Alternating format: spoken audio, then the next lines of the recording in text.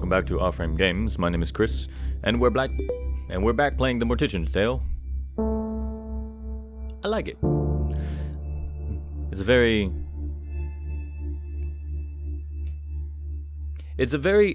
hard to get a chance to talk about any of the things that this game is actually bringing forth.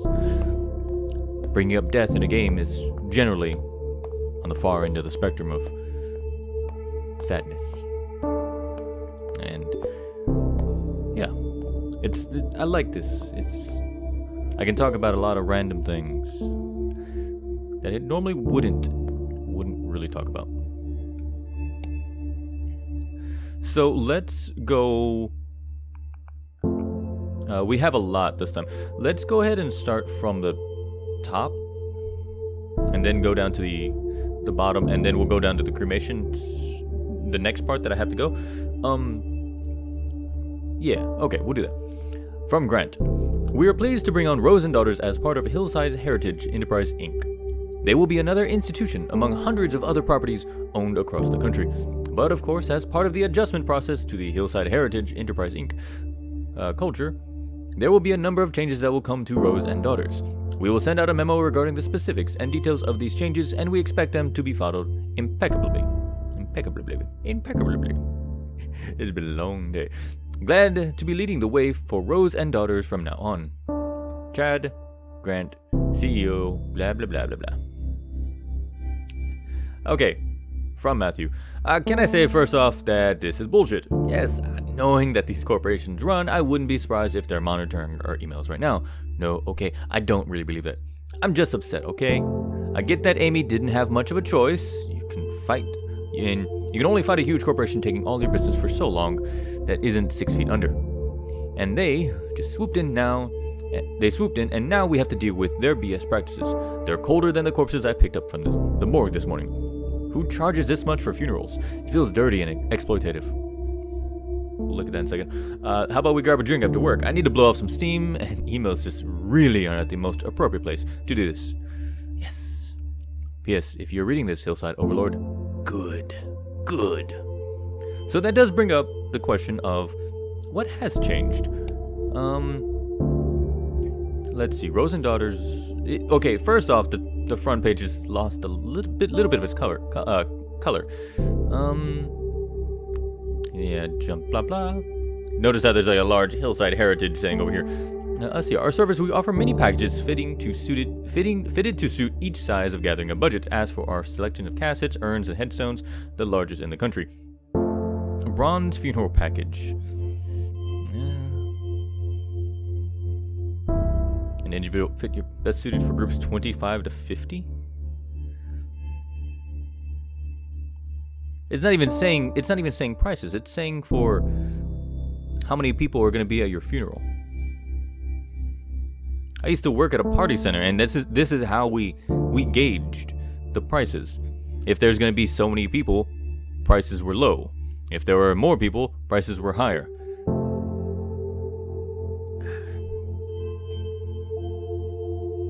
People aren't numbers.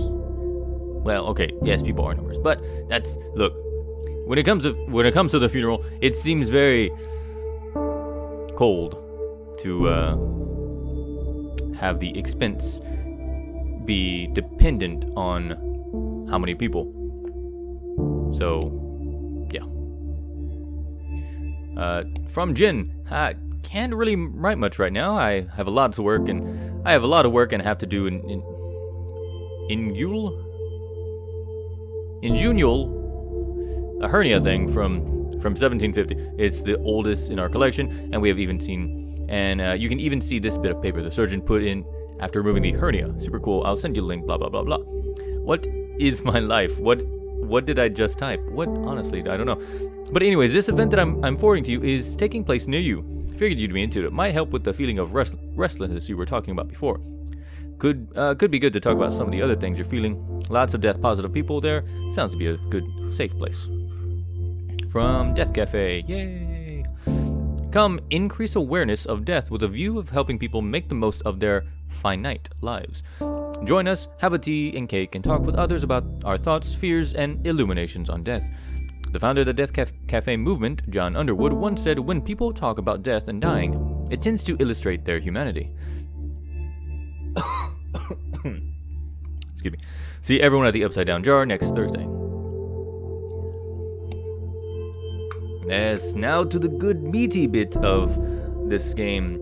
And I will say that for the most part, the game itself has very little in the way of gameplay, which, let's be fair, is fine.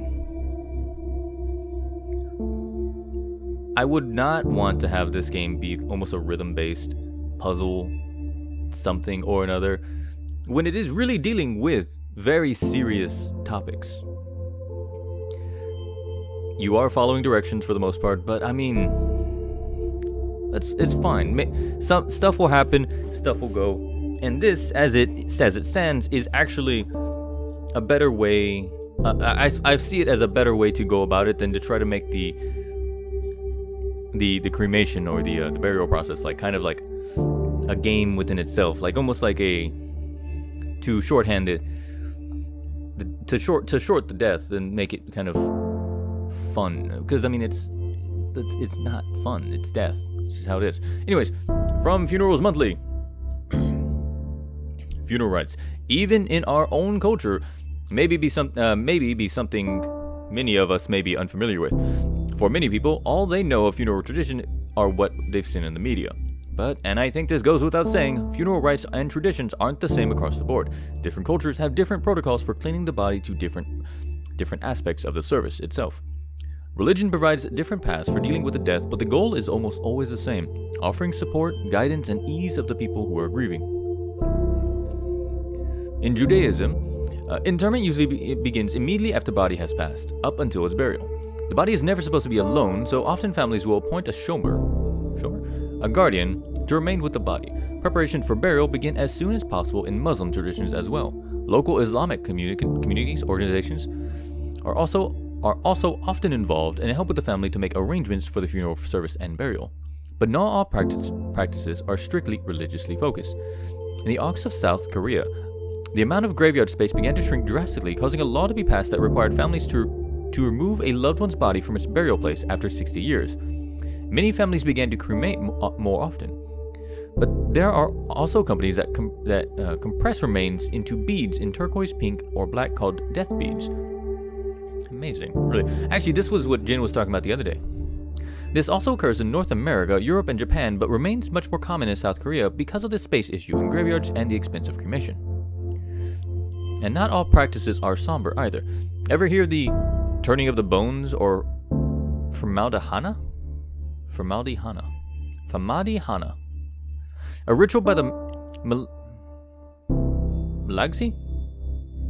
I know that's not right. The Malagasy, there we go. The Malagasy people of Madagascar, from Madihana, has families return to an ancestral crypt, exhume the bodies wrapped in cloth before dancing with the bodies to lively music. This practice is a celebration, remembrance, and way of keeping the deceased involved in family news. Death can be a difficult time for many people, obviously, but that doesn't mean there isn't a beauty in the ways we choose to honor and celebrate our deceased. Weird. The Famadihana is, it's odd. I like it, but it's odd. Kind of weird. However, the death beads, I like the death beads. I don't know if I personally would want to be turned into a death bead. Well, maybe. I don't know.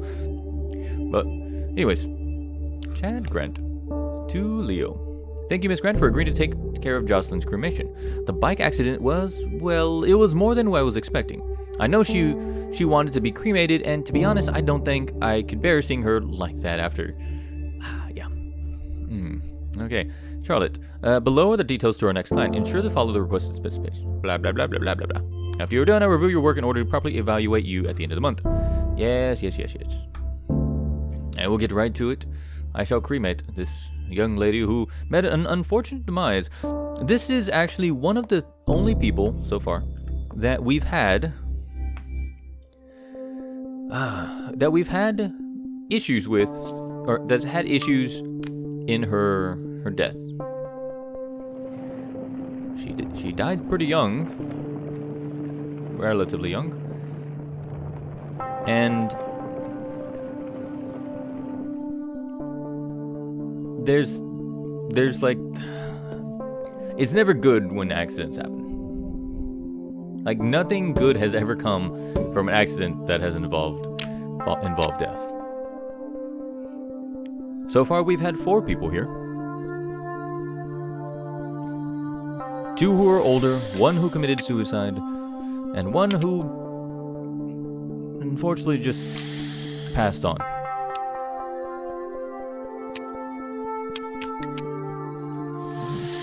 Fortunately and unfortunately, there's not much to say about her. It's sad she died, but on a note of goodness, she wished to be cremated, and she is being cremated. Look, sometimes you just gotta find the silver lining, okay? So let's go attend the funeral. This is probably where we're gonna find out most of what happened during this episode. There seem to be there actually seem a lot more people than there have been. So let's go first pay our respects, because as with always, you always want to pay your respects. Even if you were not a fan of them, not a friend, there's no reason to disrespect the dead at their funeral. I will not say anything about stuff, but if you're at somebody's funeral, respect them.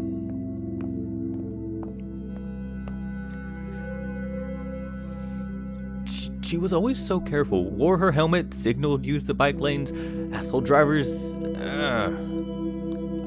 Have you heard about what's happening to the driver? No, I haven't wanted to ask Leia. This has been hard enough on them without asking about the legal ramifications of all this. Yeah, I mean, after all this, let's see what we can do to help them. Shouldn't deal with the death of their own partners all by themselves. I kind of want to say that this might be Leia. She's off by herself, and well, yeah.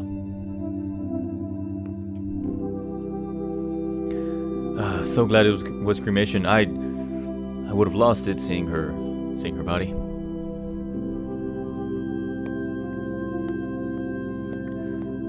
I have to go through all of her things. How am I supposed to decide what to keep? Look, if you need help, I can help. No. Thanks, but no. I don't know. It's so intimate. Feels like I should do it myself. She would kill me if others saw things that we have. Oh, this is Leia. My bad. Yeah, she was kind of a closed book, Nick, except to you. Yeah.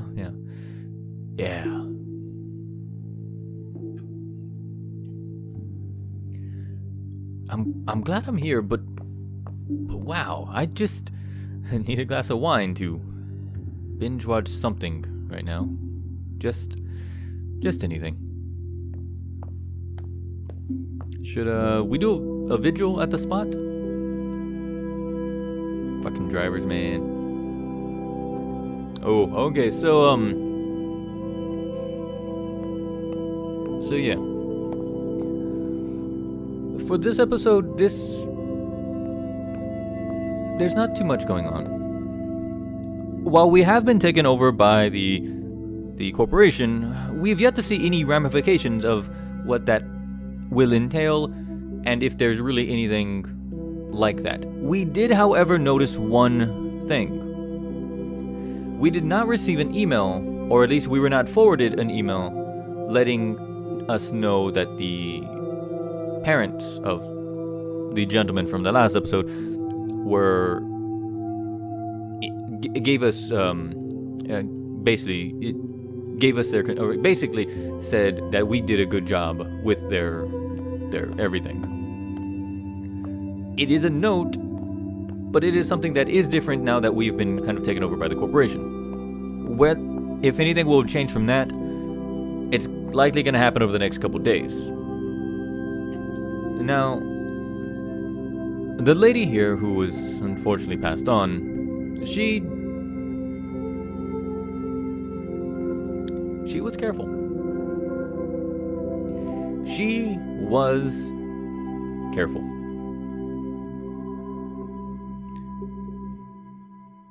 And due to an accident, beyond her control, she passed on.